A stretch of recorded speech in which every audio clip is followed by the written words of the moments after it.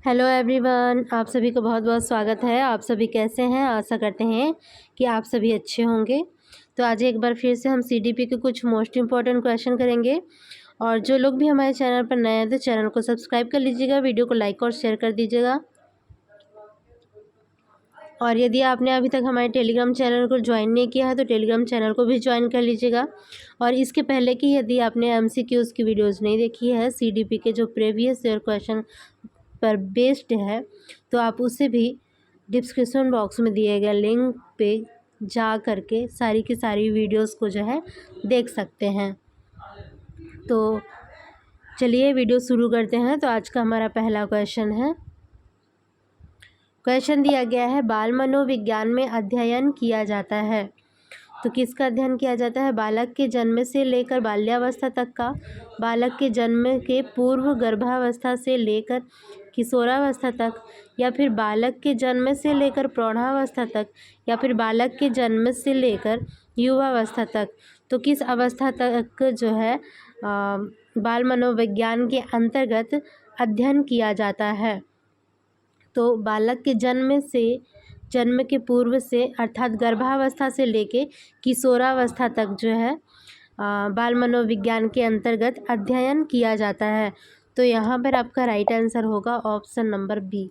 ठीक है, बालक के जन्म के पूर्व अर्थात गर्भावस्था से लेकर किशोरावस्था तक का अध्ययन किया जाता है। नेक्स्ट क्वेश्चन देखिएगा। नेक्स्ट क्वेश्चन दिया गया है, बालक के व्यवहार में परिवर्तन के लिए व्यवहार अध्ययन की किस विधि का सहारा लिया जाता है? साक्षात्कार विधि का, प्रश्नावली विधि का, उपचारात्मक विधि का, या फिर प्रयोगात्मक विधि का? तो यहाँ पर आपका राइट आंसर होगा ऑप्शन नंबर सी, उपचारात्मक विधि का। बालक के व्यवहार में परिवर्तन के लिए व्यवहार अध्ययन की किस विधि का सहारा लिया जाता है? तो यह लिया जाता है उपचारात्मक विधि का। तो यहाँ पर राइट आंसर होगा option number C. Next question दिया गया है, बाल अपराध की रोकथाम के लिए माता पिता को क्या करना चाहिए? बच्चों को डांटना चाहिए, बच्चों से सहानुभूतिपूर्ण एवं सकारात्मक व्यवहार करना चाहिए, बच्चों को पीटना चाहिए, या फिर उपर्युक्त में से कोई नहीं? तो माता पिता को क्या करना चाहिए? बच्चों से जो है सहानुभूतिपूर्ण एवं सकारात्मक व्यवहार करना चाहिए। तो यहाँ पर आपका राइट आंसर होगा option number B. Next question दिया गया है, कौन सी विधि एक नियंत्रित दशा में दो घटनाओं या परिवर्तियों के मध्य कार्य कारण संबंध स्थापित करती है? प्रेक्षण विधि, प्रयोग विधि, संबंधात्मक अनुसंधान, या फिर सर्वेक्षण विधि?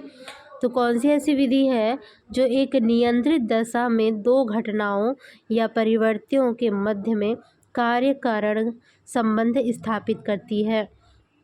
तो वह है आपकी प्रयोग विधि। ठीक है, कौन सी विधि है?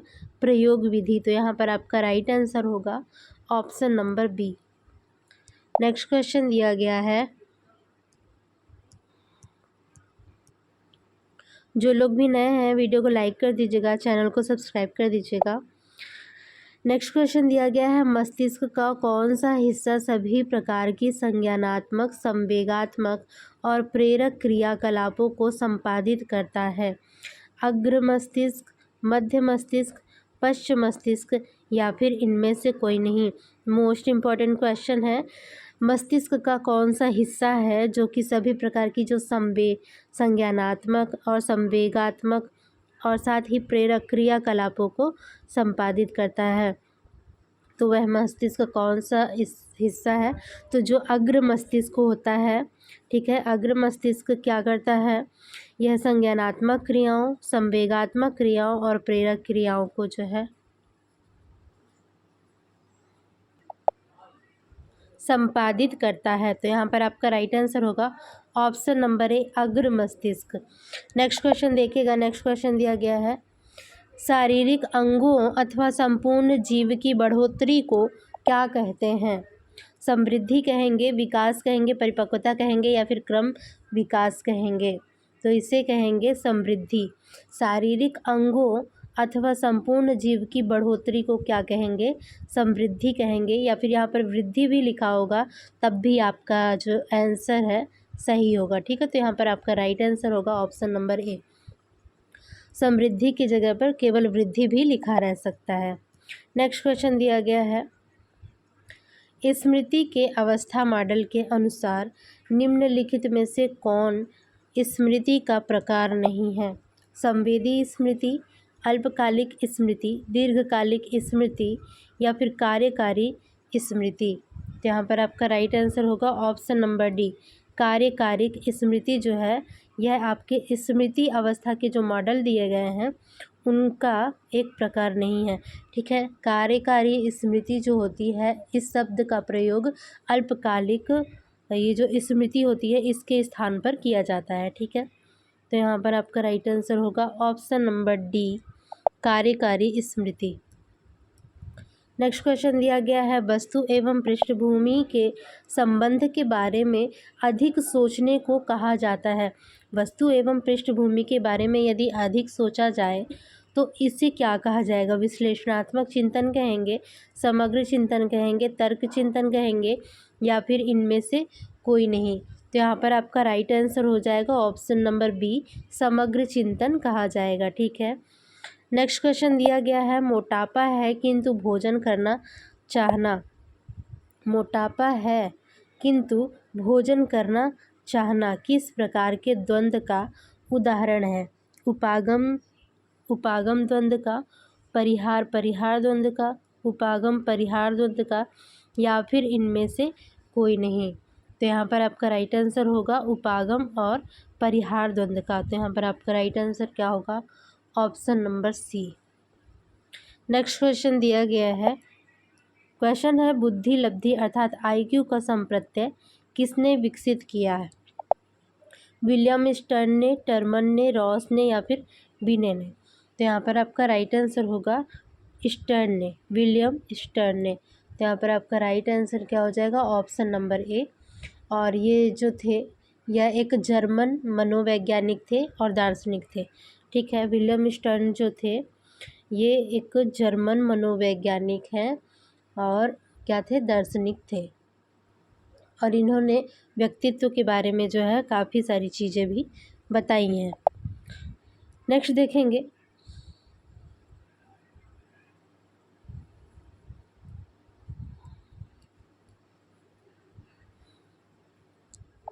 क्वेश्चन दिया गया है, वर्तमान समय में मनोविज्ञान को किसका विज्ञान कहा जाता है?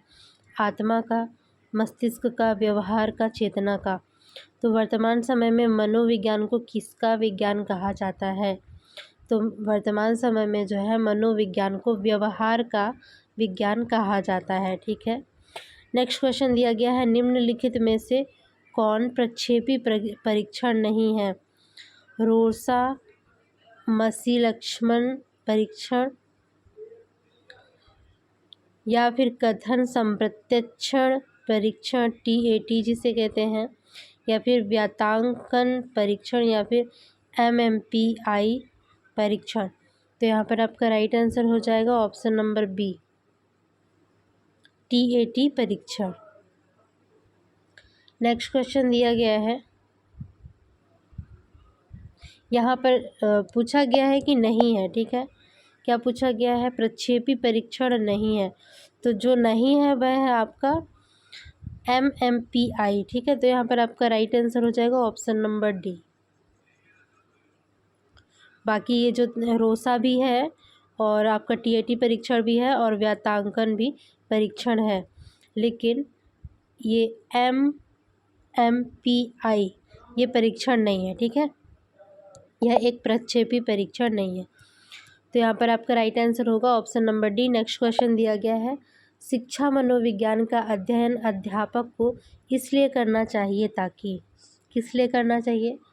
तो ताकि इसकी सहायता से जो है अपने शिक्षण को अधिक प्रभावशाली बना सके।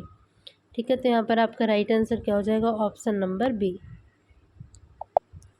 नेक्स्ट क्वेश्चन दिया गया है,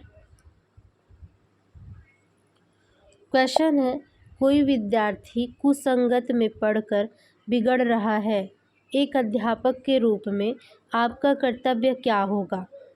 उसके माता पिता से मिलेंगे, उसकी उपेक्षा करेंगे, उसे विश्वास में लेकर समझाएंगे या फिर उसे बुलाकर डांटेंगे? जहाँ पर आपका राइट आंसर होगा उसे विश्वास में मिलाकर क्या करेंगे? समझाएंगे। ठीक है, यहाँ पर आपका राइट आंसर होगा option number C. Next question है, पियाजे के अनुसार संज्ञानात्मक विकास की किस अवस्था में परिकल्पनात्मक चिंतन जो है विकसित होता है? संवेदी प्रेरक अवस्था, पूर्व संक्रियात्मक अवस्था, मूर्त संक्रियात्मक अवस्था या फिर औपचारिक संक्रियात्मक अवस्था? तो यह कब विकसित होता है? तो औपचारिक संक्रियात्मक अवस्था में विकसित होता है। परिकल्पनात्मक चिंतन कब विकसित होता है? औपचारिक संक्रियात्मक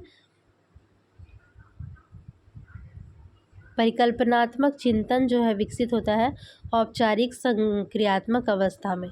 ठीक है, तो यहाँ पर आपका राइट आंसर होगा option number D. Important question है, इसे याद रखेंगे। ठीक है,